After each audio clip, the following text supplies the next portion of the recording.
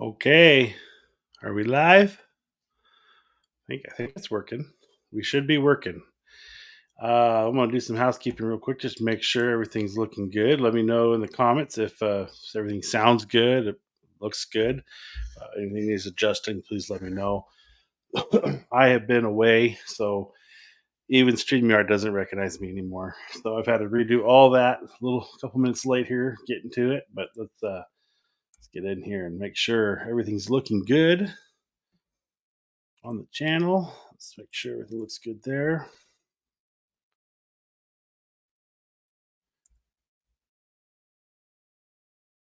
Sounds good there. Okay, so we're here. All right. Roy, welcome in. Thanks for coming by. Good day, Malcolm. And said sound is good. All right, awesome. Good to hear. So I've been away, and just to dive right into it, I've just took the summer off from doing a lot of stuff. I did do two video projects this summer. Well, one in April and one at the beginning of June, and once those were wrapped up and done, I pretty much just took the rest of the summer off. And today's the day we're back on. So hopefully get back to Monday's lives every Monday night, 9 p.m. Central. And I've got all sorts of ideas for or not comments. All sorts of ideas for new videos. I have a ton of new gear to go over with everybody, and uh, you know show you what I've got, and I will show some of it tonight, and that's the idea. It says taking a break is better than burning out. Yeah, that's right, man. I mean, it, I already am at a point with do I continue YouTube or do I, just throw the towel in? And taking the break helps you kind of realize where you're at with it. And for me, it was a much needed break. The kids out of school for the summer, spent a lot more time around the house. Did a lot of different projects around here. So like even before summer was out and I was still making videos, I had to build a new backyard fence. I only did about 60% of it because it's massive. Um, I've got two project vehicles. One I'm about to start working on. The other one I've started working on, getting a lot of work done to it, and it's a slow process with that one, unfortunately. So that one was trying to get done to be running, so I can move around, get the other one in, and sell that one. Still working on a lot of that stuff. I've got all sorts of stuff going on in the garage down below. So I spent a lot of time down there this summer doing that, and not so much up here making videos or even working. I honestly I haven't been in the studio hardly at all, other than to find something I needed. I've been up here in the last 2 months to work on anything other than the video I was finishing up for a client. Probably toward the end of June. Man, I don't know. I was up here on the 4th of July working, and that was the last day I was probably up here actually doing anything. So it's been just taking it easy, going going easy on it. Just get away from it. And it's hot here. We're 100 plus, right now, and this is in the attic, basically this room, and we got to really pump the AC into this house to get this room cooled.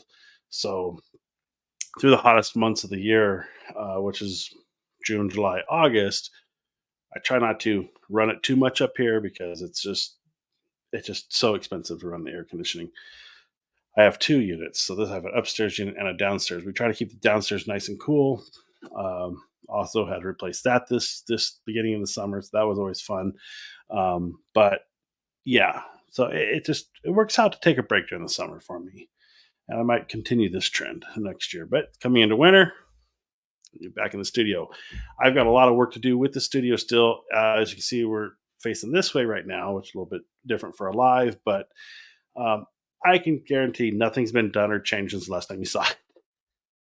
The uh, the desk, I got a video I want to plan for that for the desk over here for my editing desk. Got that to still do. I probably got 10 videos filmed from before summer that I haven't edited and put out. A big reason for that is disk management, because the two video projects I did were fairly significant and massive in size and for what I have for available space. Excuse me. So I had to deal with that and get those projects off my discs. Now I can bring in the other projects I filmed Hopefully, start bringing that stuff in. Um, so yeah, I mean that's kind of where I've been at. I've been buying. Like I said, did a couple video projects, got some income in here for the studio and YouTube and the space. So I spent some money on some new toys. I've got some stuff I'll talk to you guys about, and you'll see future videos on that stuff as it goes. Um, got a new key light, so that's my first official LED mono light. It's a Small Rig 120 dual color, I think. It's a video come on that, I'm sure. I've got a couple soft boxes I've bought. This is the smaller one. The reason I have a much larger parabolic that's I was going to wanted to use, but the problem with that one is the weight, and my C stand doesn't hold up to that weight at all. So uh, yeah, we're going this route right now. I've got a this is the Godox S65T, which I bought for a flash, which I ended up getting rid of. I got rid of the Godox flash, didn't even get a chance to use it. I think that was the last time we were talking, really. It was about the Godox flash. So got rid of that. And I'm not a photographer so much as I am video. And I put that stuff toward those funds to more pressing video ventures. I did buy the flash for a photography project that got canceled. So I just ended up, what did I trade? I traded Oh, yeah, I traded a lens for it somehow. So those lenses are on their way up here in a little bit in the video. But I'm going to go ahead and dive in. I haven't even looked yet. Let me get in here. Sony news has been fairly quiet. I think so far this summer we've gotten the ZVE 10 Mark II, if I'm correct. Make sure this is working. I had to charge everything last night and today to make sure everything's working for this live today. I kind of just set in my mind that I'm going live this day and make it happen, and I had to just kind of put that down. So let's see. I don't think we have any real new Sony rumors. We've got the ZV-E 10 Mark II that came out. I haven't even bothered to look at it to see what it is yet. Um, the ZV line, it doesn't. It's not for me, I guess. It's inexpensive, really good quality video cameras, but they just, um, I don't know. I like where I'm at with my FX30. I still shoot my A7R2, which I would like to upgrade that camera at some point, but I'm not doing enough photography work at this point to justify it.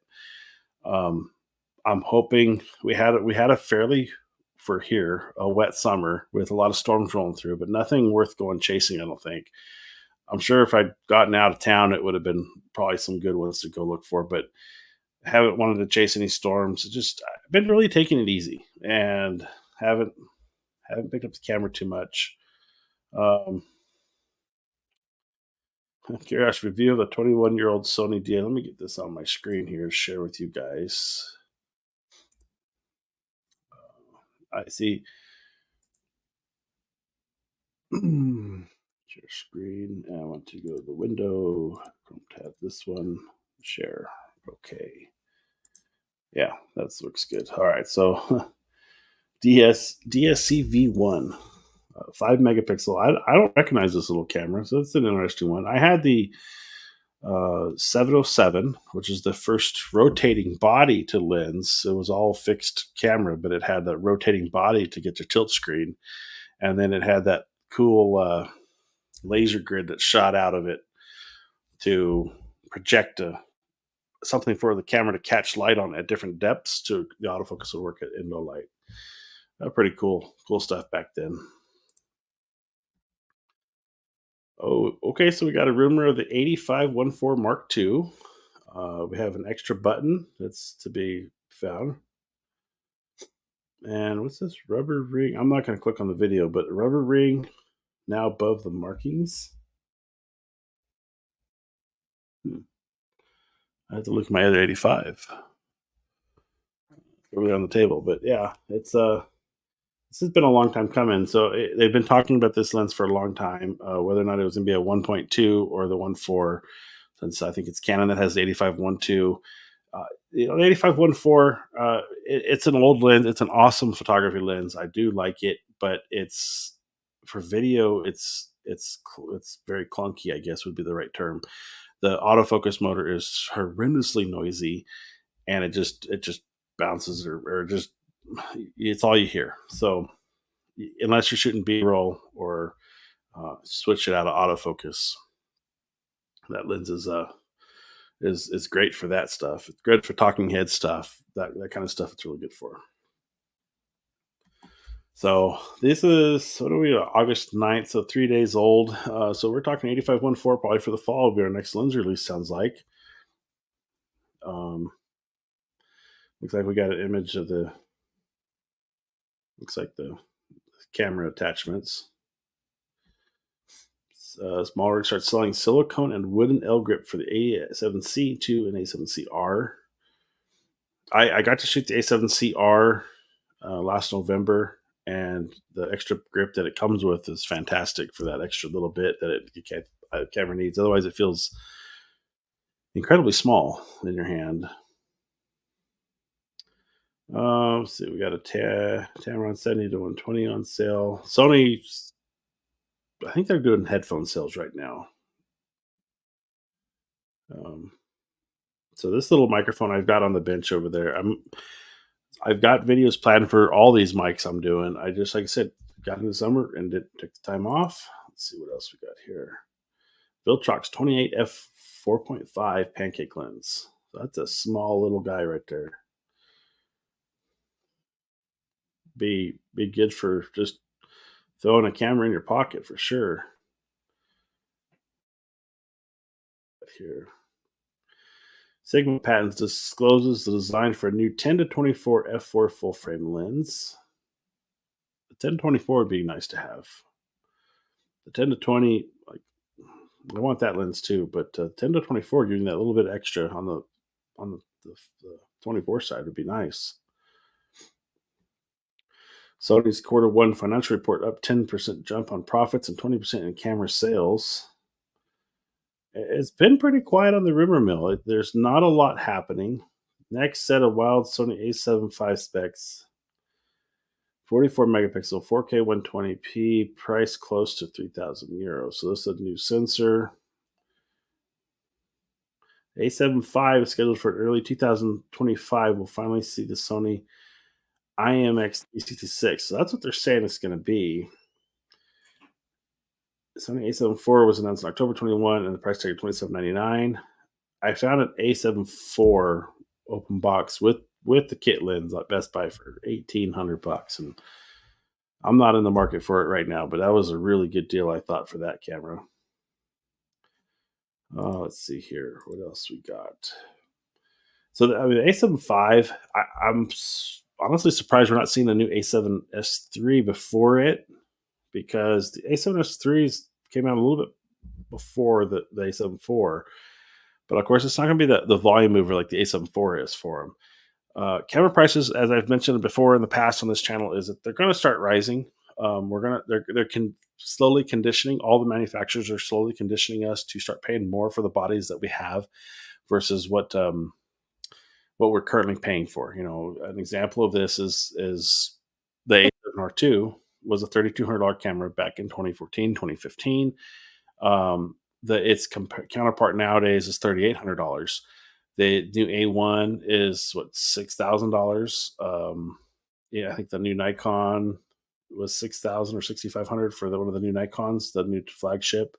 So they're going to start bumping these prices up higher. And now they're sitting, if it's £3,000 or 3,000 euros, I want to say that's going to be somewhere around, they're probably targeted around $3,200, $3,300 for the A7 V, possibly. Turn you off. Turn you off too. So, man, the ads, Jesus, look at this. Okay, let's continue on.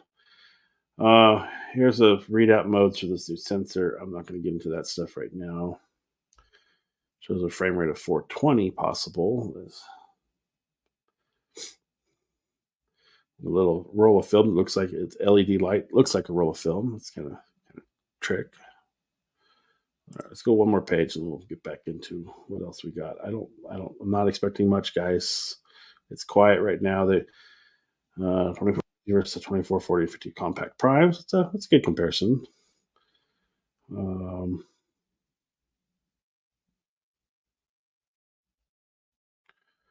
Tamron 28 to 180 f2.8. That would be a great event lens.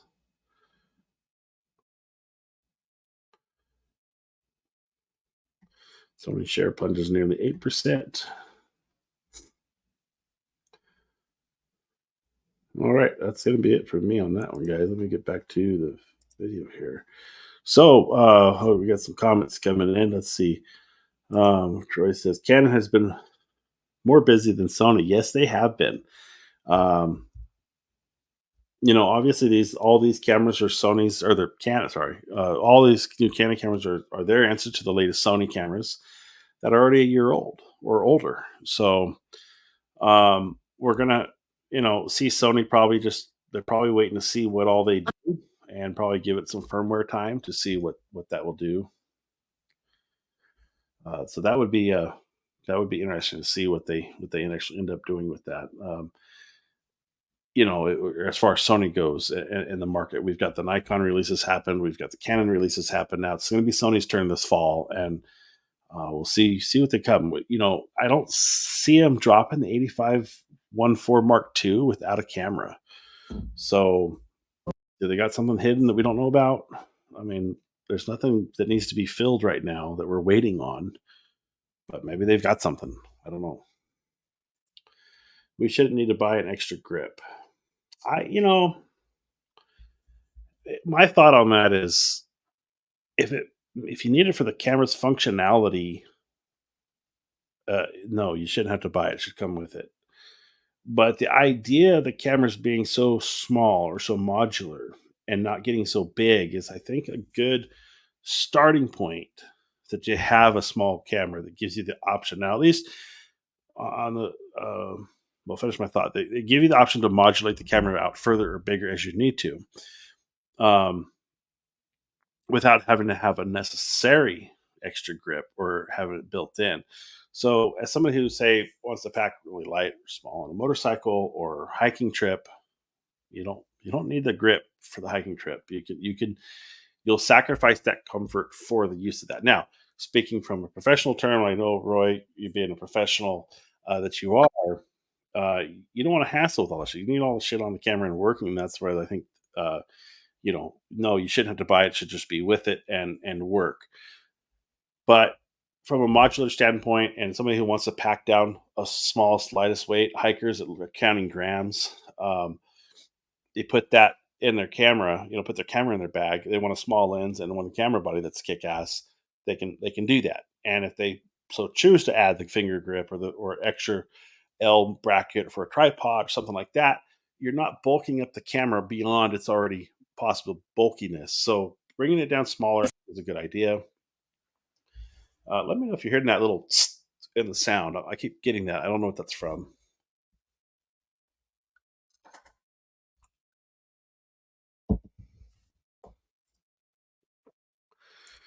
Use a pancake as a lens cap. Yeah.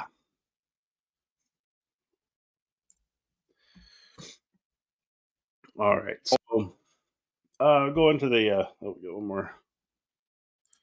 Whatever happened to the mirrorless being smaller than DSLR? They are smaller.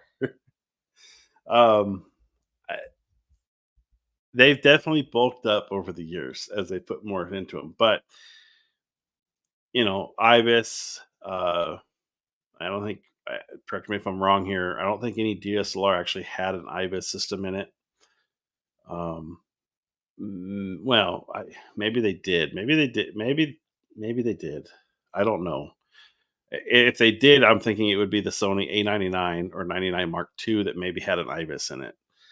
If Nikon, I don't know if they had. I know they had lens stabilizations, but did they do the IBIS on the sensors? I don't know. But that adds bulk, of course. But they've been doing that in the small bodies. The A7R2 is a prime example of how small the body actually is. Um, but they are getting chunkier, and the A7R2 is just it's a bit small for my liking, honestly. The FX30 is a much nicer sized camera for its footprint. Um, and then of course the A6000 series cameras are really tiny, and I actually miss having it. at times in the bag for just the size. But yeah, they are getting chunkier. If you put the A7R5 next to my A7R2, it's both taller and a little bit wider and thicker. So yeah, they're getting chunkier, but they're still not to the DSLR size, I don't think. My mirrorless bag is heavier than my DSLR was, nearly as heavy as my medium format kit. Interesting. What is playing that is causing this noise? I don't know if you guys are hearing that. That it's like almost something's trying to play. You know what it is? I think it's these ads being blocked. Let me shut this window down. Okay, maybe that's what it is. I agree completely that my mirrorless bag, when it's packed up, is a hefty bag. And the downside to the size of the DSLR versus mirrorless is strictly limited to the camera bodies themselves because the lenses are just as heavy. Now they are getting better at using newer technology and newer materials to make them lighter, but are they going to be as strong or as durable as some of the older ones? I don't know. I'm not really into to wanting to do durability tests with lenses. If somebody wants to sponsor me and do some durability tests and send me some lenses, I'll be more than happy to oblige and produce some excellent content. But I'm not going to whistle our way through some lens tests on that one. All right, let's see. I wish I bought the 6000 series instead of the A and is A7. Okay, I would completely agree. I'm guessing the and was the 7. I would completely agree with you on that one, Roy. The 6000 was leaps and bounds faster than the A7R2 was. Um, the focusing had it was so quick, and the camera was snappy. It worked great for so many different things. Um, so yeah, I would definitely agree with that statement that you should have bought the 6000 than the A7. Now, I never got to mess with an A7, the A7S, or the A7R. I haven't ever physically seen or held one of those. I know that the bodies are more traditional shutter on top, and I think even slimmer and smaller than my A7R2 was. But um, the 6000 series was leaps and bounds better. I bought my A7R2 because it had high resolution and it had eye autofocusing, which I really want to get into. But my A6000 was still my go-to for almost every other type of photography. Where no, take that back. Not photography. For my need for a camera, my A6000 was my go-to choice, 100%. The A7R2 only came out of the bag when I wanted to create something, or actually take photograph, or go play with long exposures, or go learn something. That's when I use my A7R2. It's slower, it's clunkier. It's a beautiful camera to shoot. I mean, it's really smooth. But the A6000 was just a razor blade compared to the hammer that the A7R2 is. Um, so yeah, I would think you would have enjoyed yourself more with the Sony brand with the 6000 than the A7. Fully, I hear an occasional bang on YJR sound. Occasional bang. It might have been. I turned that window down. I think it. I haven't heard it since, but um,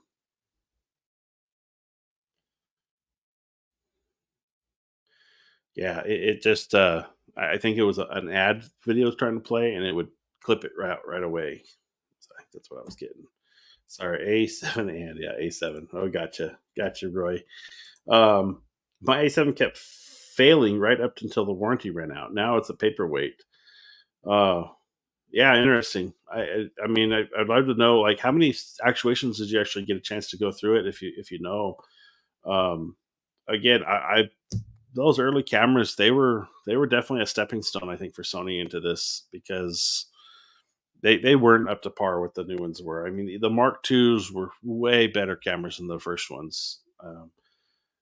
And so far, knock on wood, I mean, my A7R2 has been trouble free, but it's really low actuations. I don't even think I'm at 20,000 shutters on it, honestly. So I don't shoot it a whole lot. I'm not professional like you are. You're needing your equipment to work and do things that I would agree that the Sonys were not cut out for in the earlier years. My typing has suffered lately. That's no worries at all. You hit the right button, man. Might nearly reached 500 actuations. Only 500 or 500,000? Sounds like it didn't work too well if you got to five if you got to 500, but I'm guessing it's 500, not 500,000, because it probably would have worked great for you if it had made 500,000. Yeah, 500.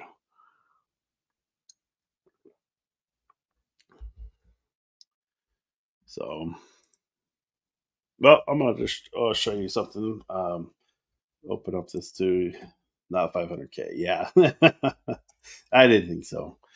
Um, so some of the new products I got, I've been playing with quite a bit, and the most versatile, hands down, the coolest one I've got is the new small rig battery. It's the old Sony, what do they call it, the L battery, NPF 970 is what this one is. Um, clicks onto any of the Sony NPF mounts, works fantastically well. It charges via USB C. I would assume you could charge it on a regular dock. I haven't done that yet, but I just plug in my USB C charger to the cable and off it goes. Gives you a display. Barely see it. Uh, yeah, 59% in it right now. It's got one USB Type A output on it. But where this thing is incredible, these little Z100 batteries for the Sony, which are already, miles above what the old batteries were. We want to talk about those in your A7 or my A7R2. These batteries are phenomenal in these new cameras, but filming video, they get sucked down pretty quick. And at events, I can go through 3 or 4 of these no problem. Um, so the event I was shooting was all day. I ran this battery with the dummy battery that plugs into the base that Small Rig makes. I pulled my rig up here, show you what I got.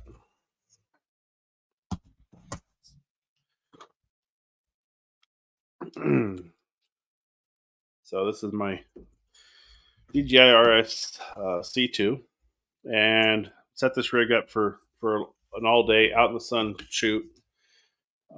This is the Small Rig base right here, and what it does is gives you a 12-volt outlet cable. I didn't bring the dummy battery, but this guy snaps on here, and you turn the base on. It's got an on-off switch button with indicator lights showing basic charge level. Says you can run any NPF mount battery on this base, and then this dummy battery's cables into the camera. And I ran from 8. That was 8 a.m. when we started, all the way. I mean, I'm not shooting all day. Don't get me wrong. I'm just shooting enough. I went through 400 gigs of footage at just standard 4K rate. Nothing crazy. This battery held out all the way up until probably the last 30 minutes of filming in the evening when I was with the band, and we were getting ready to leave at that point. I was out of memory cards. Uh, but yeah, this little battery is pretty incredible, and I really liked it. It's $80. They come in black, olive green, or bright orange, like the port here. And what's also cool about it is that it works as just a USB charger, so you can just take your USB cable, plug it into my laptop, and charge my laptop. We've been playing a lot of games this summer, me and the kids down there. We've been plugging in the PlayStation controllers to it to charge them while we're playing. It works really good. I've been wanting to get more of them. I haven't yet, but I really do like these. If I carried about 2 of these to an all day event, would be no problem at all. It's not as big and bulky as a V mount, or not nearly as much as a V mount battery. So definitely check these things out. Small Rig, especially if you have anything that uses that Sony battery mount. I've got I've got a lot of stuff that uses it now. I've got another product I'll bring up real quick. I'm actually surprised. I'm actually surprised how inexpensive it is. This small rig light right here. Um,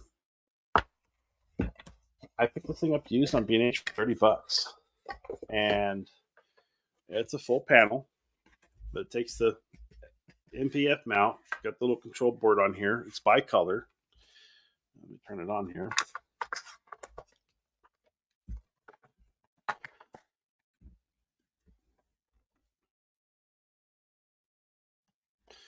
Power button. Oh, yeah. It's not broken. It's just in lightning mode. Let's see. There we go. There's just a constant light. What I like about this is it's a constant light. It doesn't have the LED hotspots in it, and that's 100% at. Let's see this. Let's go to 5600. There's 5600. 100%. It's not super powerful. I mean, it's $30, but definitely for a side light or just needing a source of light, it I'm really happy with it. Um, I love the fact that it's basically just a lit panel. It doesn't have the LED hotspots similar to like the Neos do that I have, or some other cheaper LED lights where you just see all the LEDs. This is all just one panel, so very very cool. Like I said, let me turn back on here. Uh, Bicolor on the display, so I don't know if the camera will see there's 3200. Yep, and then all the way up to I think it's 50. Nope, 6500 is what its range is. And then of course it does have also we got modes. We got lightning. Um, we got a TV glow. So just kind of you see it in the water cup there. It's changing around. We got a candle, little consistent candle light. There's a faulty bulb. So for somebody needing some sort of accessory light to give you something a little extra. I mean, right now, there's two more of these on B&H. One's $27, and the other one I think is like 32. Used. They're $45 new, guys. This thing, I'm definitely gonna have a link for it in the description below. Um, I'm really happy with it. It's so far. I haven't been able to use it on a job, but just here in the studio or just setting it up for a light, I've been really really pleased with this thing. It works really good. Good build quality too for $30. I mean, it feels like a hardened iPad case that's very rigid. There's no flex to it. Um, that's the best way I can describe what it feels like. And then, like I said, a nice LED or control panel gives you good controls and lighting effects for $30, guys. You can't really go wrong with that one. Um, so yeah, definitely check that out. B&H. I think, like I said, used. They pop up all the time for $30. I don't know why it is people are returning them or whatnot, because they're $45. And to me, it's just another tool to have for not a lot of money. So I definitely recommend that one too. Along with one of these smaller batteries. This thing's $80, and I definitely want to get more of these. I want to get into their mini V mount stuff, but I just don't have a. I get there when I build a rig for the camera, and that's where I'll be at when I get that one done.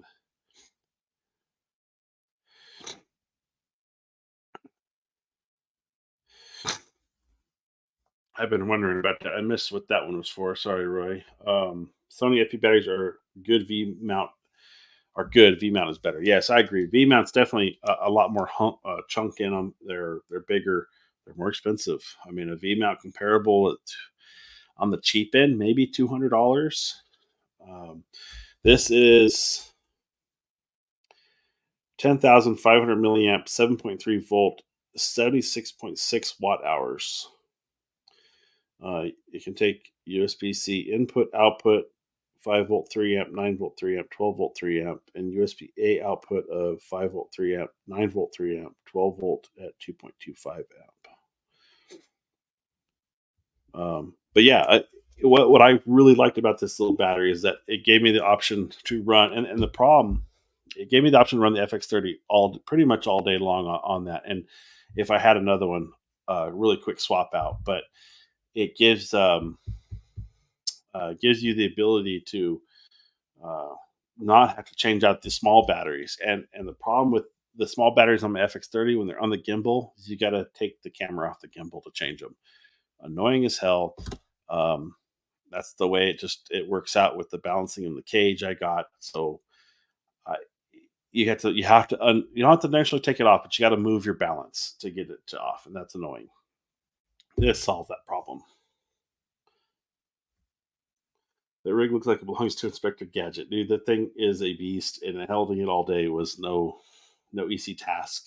It's heavy, and this I'm gonna have to do a video. I'll probably do a video on this one, not a live, because I need all my equipment here in front of me. But uh, I had this thing set up with a 7-inch monitor. That is currently over there on my camera, so I can see myself because it's across the room. Um, but yeah, bought a Peak Design strap and basically ran it like this, like resting on my belly, my chest, and having the camera just out on the gimbal like so. Um, depending on the rotation it had to be at, but it worked. It was heavy. It was clunky. I don't know if I'll do it again, but um, got the job done. Whether it was the right way, probably not.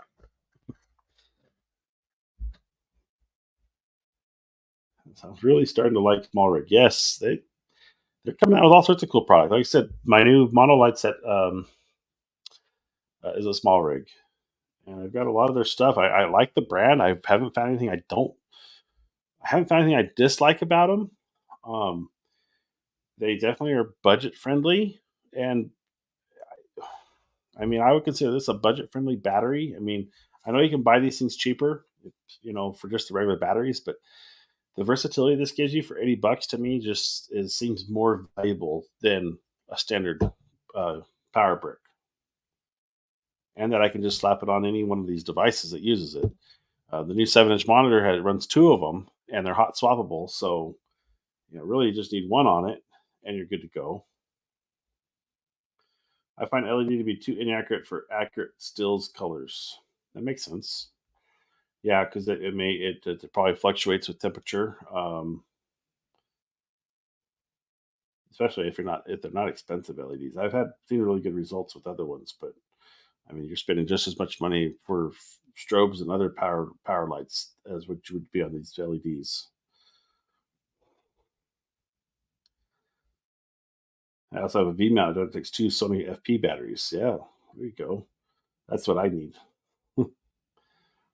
I wish my FP batteries had a display. I never know their charge. Yeah, that's what I really like about this thing is it tells you a percentage.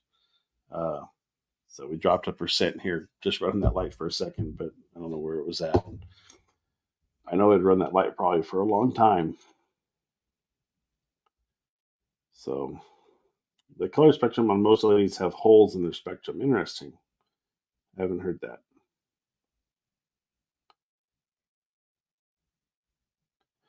Holes in the spectrum. So I guess I would relate that to sound. That if you don't have your crossover set correctly in sound, and you're missing a whole hundred hertz of frequency, say you have it cut off at 200 on your sub, and your speakers at 300, then you're missing that whole range of sound. I guess that's the correlation to light is it must be just missing spectrum of light. Interesting.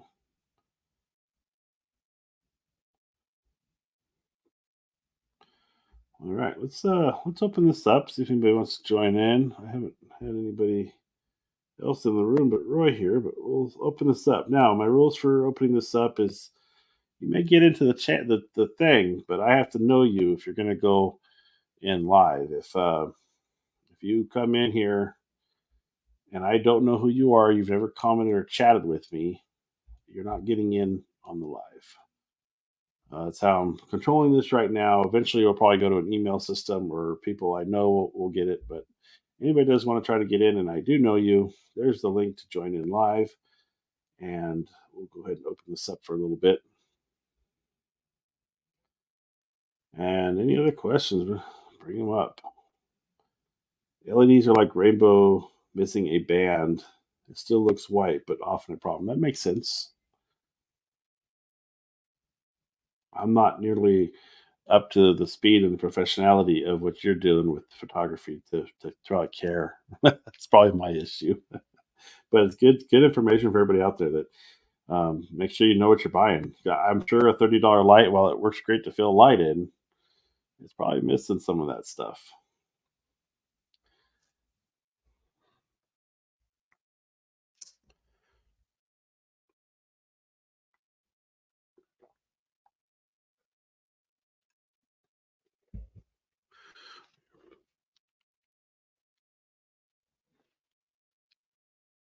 So, here's some music playing. It's the kids. But the family's here, noisy. No worries, man. No worries at all. I said just open it up, see if anybody pops in. Yeah, one of the other things, that I think Roy, I don't know if you were there or not on Robert's last live. He had, oh,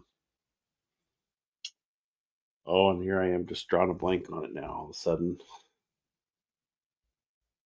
let me find it. Um,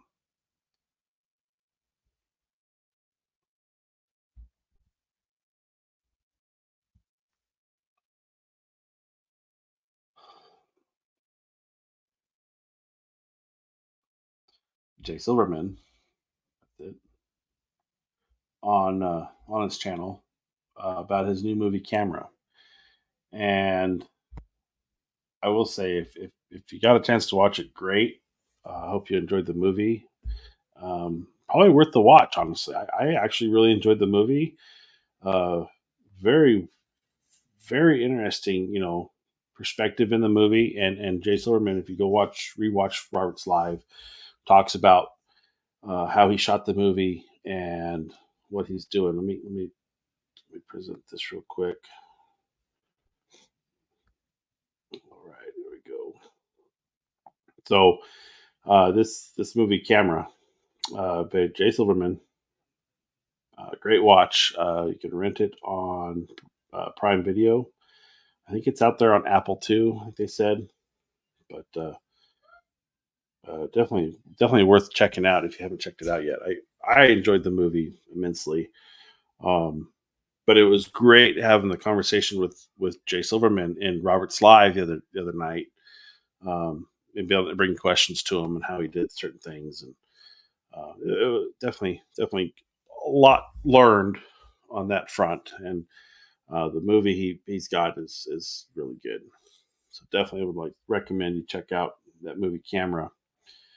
Um, Basically, the premise of the movie is the little boy doesn't talk and he can't talk physically, but he's got this old camera and it doesn't work. He just goes around taking pictures, but he ends up drawing what he wants to take pictures of. Anyways, he meets where'd my display go? Um, he meets the older gentleman played by Bo Bridges that actually has the same camera and lets him use it to take pictures. And they realize the kid's got quite the eye for photography. So definitely was uh, it was a good movie. It was very emotional, very, very good movie. Well written, especially with you think about making a movie and one of the main characters doesn't speak in the entire movie. Um, let alone being a child, that the actor that portrayed him did such a great job.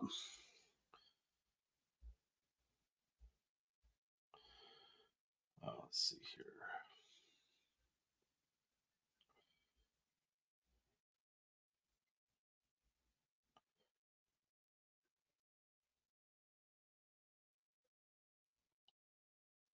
But definitely go back and check out Robert's Live from a couple weeks ago on that having Jay Silverman on. It was quite the treat having him on Robert's channel, and really appreciate it and the time he spent with him to talk about the movie and share what he had to share about it.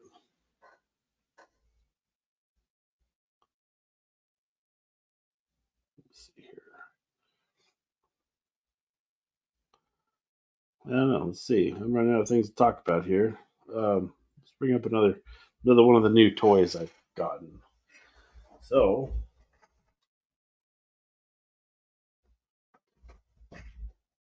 got the fine B&H used product here. Guess what that is? Not what it is. All right. So I have not had a chance to really play with this stuff yet, and I'm hoping soon that I will. But this stuff is pretty cool. So, and I've actually had these long enough now to come back around on the next sale, so it's a good time to talk about them. Uh, Suri anamorphic E mount 1.33 squeeze. So we've got the 50 millimeter anamorphic lens. I've you can see there it's kind of an oval shaped inside there, but it's actually round. um, I put them on the camera briefly just to kind of see how they looked. I haven't shot any good test footage yet with these things, but first impressions of just the lens itself is they're they're chunky. They're heavy. They're fully manual. There's no electronic contact at all on them, so they're all manual adjustment, manual focus, f-stop adjustments manual in them. The rings are it feels incredible. This is the 50 f1.8, and then I've also got one more. It's another used one. The 24 f2.8. And this one's even bigger than this one came with the box, which I wish that one did when I bought it, but that's what you get when you buy used. This thing's even beefier than the 50 is. But I'm trying to figure out what project to do on these. I actually really wanted to use the 24 to film this. The problem is the D-squeeze. Because I could definitely shoot my talking head videos in anamorphic and de-squeeze it in post to make the image. But in live, I'd need to run it through some sort of software before it got to the computer. And I couldn't figure that out. I didn't have time to deal with that issue. So I was like, well, I definitely can't do it for live. We'll stick with the regular 24 millimeter G Master. But yeah, got me a pair of anamorphics, and I'm pretty close to picking up that 75 also, just because they went on sale I think today. I got an email from B&H, and all the Sirui lenses are on sale again. And when you pick them up used, you're talking sub $400 for these things. So, but yeah, that's where these are at. Hey Roy, thanks for coming in, bud. I appreciate you sticking around, and watching. I'll talk to you on the next one, bud. Thanks for coming in. It's a tiny lens. Yes, they are. But man, they're chunky and heavy, these lenses. So I I don't know what kind of project I want to film a project with these things and find a good suitable use for these anamorphic lenses. Um, because I want to play with them. Let's see, come on. Let's open this thing up. There we go. Can't ever tell which way is which on these things. But the 24, I couldn't believe how much chunkier it is over the 50, and I guess it makes sense. A regular 50 is just as small in the regular photography world. Hey, Matt Pitt, how you doing, bud? It's good to see you. I'm back. You missed the beginning, but that's all right. I am back, and we're going at it. So, how have you been? I'm just showcasing some of the new stuff I picked up over the summer, taking the summer off from YouTube, taking a break, but had some video projects, got some money coming in, bought some new toys. So this is a couple pair of them. And like I said, just today the 75 went on sale. Open box 347. I'm really tempted to, or used for 347. Really tempted to um, pick one of them up. That looks nice. Been good. Okay, good man. Yeah. Um, yeah, the studio's coming together. I haven't. I know in part of the video I'll be repeating myself here, but since you're here and you're chatting with me, um, I haven't been up here in the studio at all summer, other than to find something. I did it in April and the beginning of June. I had two projects I shot, and I had to edit and get those out to the clients. So those were done, and after that, I needed to take a break. I had to. I didn't want to hassle with having to come up here every night and work on an edit or do something. Just take a break. So that, and it's summertime here in Texas, and it's hot. So this is upstairs in the house in an attic, and the heat load is immense on this room. So to cool it off and run the air conditioning, which I've got two air conditioning units in this house, it costs a lot of money every summer to keep the house cool. So we try not to pump the upstairs as much until we need to. And me being up here, I like being cold, so I turn it down and I get it cold. Um, and it costs a lot to do that. So it helps not being up here for that reason. But I just need to take a break from it and just back away for a while. So but I'm back. I got videos planned. I've got videos to edit. I need to get on that ball to get some videos going. I'm not going to make any promises, but have a video up next Monday, and then we'll go live again in the evening. Um, and I'm hoping it probably won't be filmed. It'll probably be a pre-filmed before summer that I put out. I do have a lot of videos to get out. I might jump in the current setup to get things updated as I need to. But I definitely want to be talking about these guys. I'm really thinking about getting that 75 to make the trifecta work because that's just me. But I haven't even shot these, so I'm like, just wait. Maybe I don't like them. I don't know. So I'll probably wait on some of that stuff. But these anamorphics are going to be fun. I've always wanted anamorphic lenses. I've wanted to play with them, and these are affordable lenses. I know they're not expensive anamorphic lenses, but they're still not cheap when they're not on sale. But when they're picked up used on sale, sub $400, some $300 to $350, there's some deals to be had out there on these things. And I've never had a problem buying a used product from B&H at all. Like I said, this one came with the factory box. This one came with the factory bag in a bubble wrap and in a box.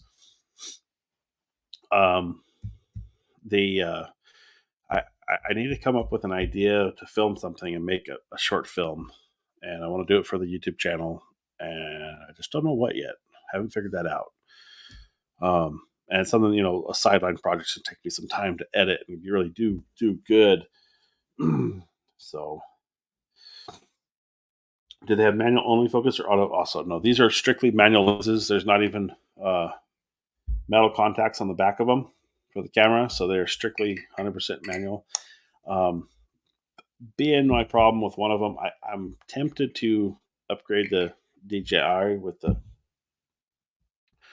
focus follow wheel and possibly get that set up with like the LiDAR setup, but I need to shoot with them first. Right now I'm just a poser with them and haven't used them yet, but we're getting there. We're going to get these things up and rolling here in the coming weeks. And like I said, I'm going to try to shoot my talking head video on the 24 and do all the edit and post. So it'll be a different look. I'll definitely have to get some lighting in the background to cause that, nice cool lens flare. But yeah, the lens flare can be just a distraction if it's just stationary, I think. So it may not be necessary. I'll probably just do it once, but if it looks cool, maybe we'll do it more. But yeah, that's definitely something to play with. But the lens flare looks cool motion wise through video. That's why I want to get these things. That's why I'm really tempted to get the 75 just to have the little mini trifecta. I think there's a 35 also now. I saw, but yeah, we're getting there. We're getting there. So we'll play with these two for a little while and see how they do, and then maybe I'll get some more. It says Shutter Angle is finally coming next month for the FX30. That's awesome. I haven't heard that yet. I know I haven't even done the last update on my FX30 since it's come out, and I need to do that. Um, like I said, time's coming to be up in the office. So I'm going to be up here more. I still, one of the things I talked about earlier, still got some projects down in the garage I'm dealing with and stuff I got to get done down there. Um, I, I've been tempted to film that stuff and put it out on another channel. Maybe not this channel. Um, the only I will say this about this channel, it's Sony photography based right now, and I'm going to keep it there for the most part. But my time with photography has been somewhat limited, but not with the brand. So I may transition the channel into something more Sony overall related. I haven't decided yet. Um, but I'm already there with a lot of stuff, and I don't want to be just tied to a brand either, because I've got a lot of stuff that's not Sony that I want to talk about. The Suri lenses. I've got a new on-camera monitor that I really want to talk about. Got some time with it. It's a fantastic monitor, I think. Um, just different stuff I want to do. So I, but that realm, that's still that realm, but maybe more consumer electronic stuff also in there.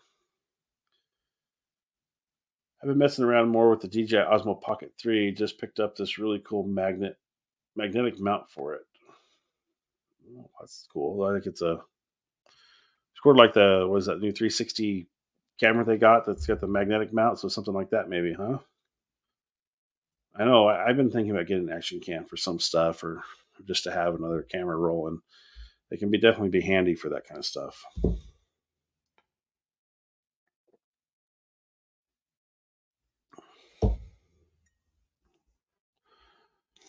Um,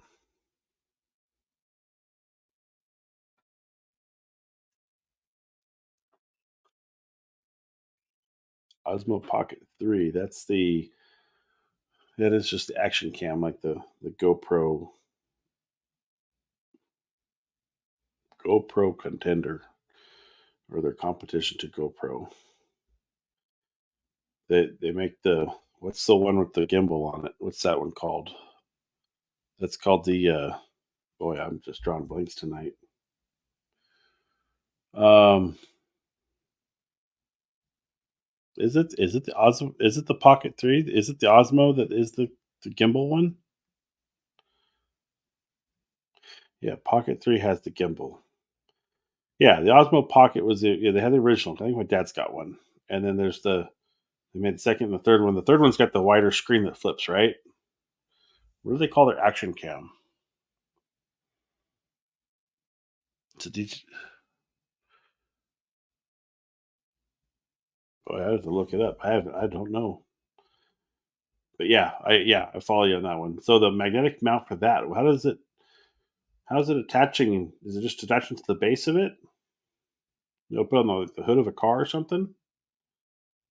Osmo Action. Okay. All right. That's the GoPro contender. The gimbal is totally a separate deal. And then they're cool. I did a I've they definitely have their place in their usability, and I'm sure that and the new 3 of course being much higher video quality for more professional use is awesome. Let's see here.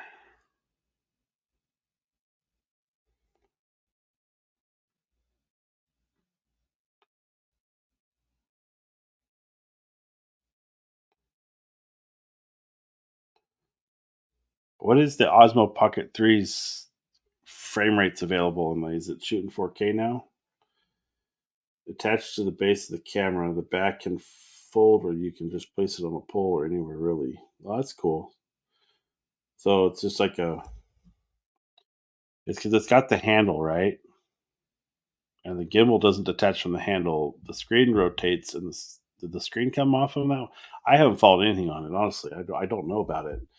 Um, let's pull it up. That'd be the easy thing for anybody not following on along on that at all. Open up B&H. Go to for that one.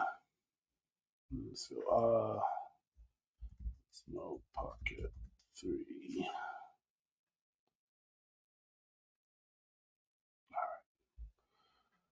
I'll share this.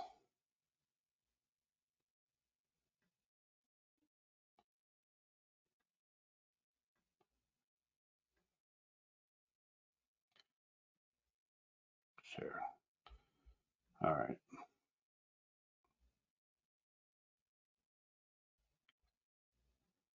All right. So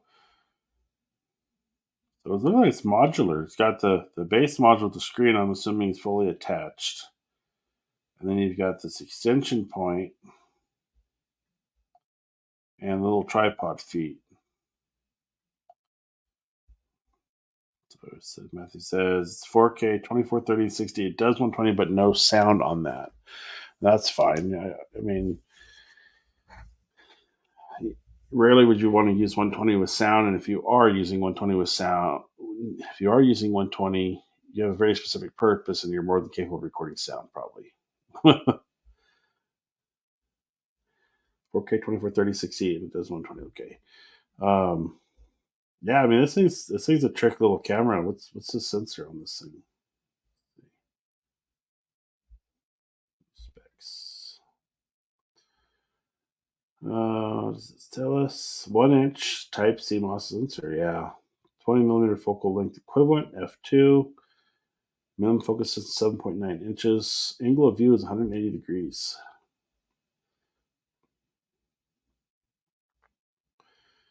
Yeah, it's a pretty cool little gadget. So that's a battery handle. What it comes with down here. Pocket battery handle. Handle with a 3/4 thread. It's a little shorter handle. A protective cover. Carry case. And this is the creator package that comes with all this extra stuff, I guess. This is the base unit, and this is the stuff that comes with the creator thing. And this little clip magnet. Very cool.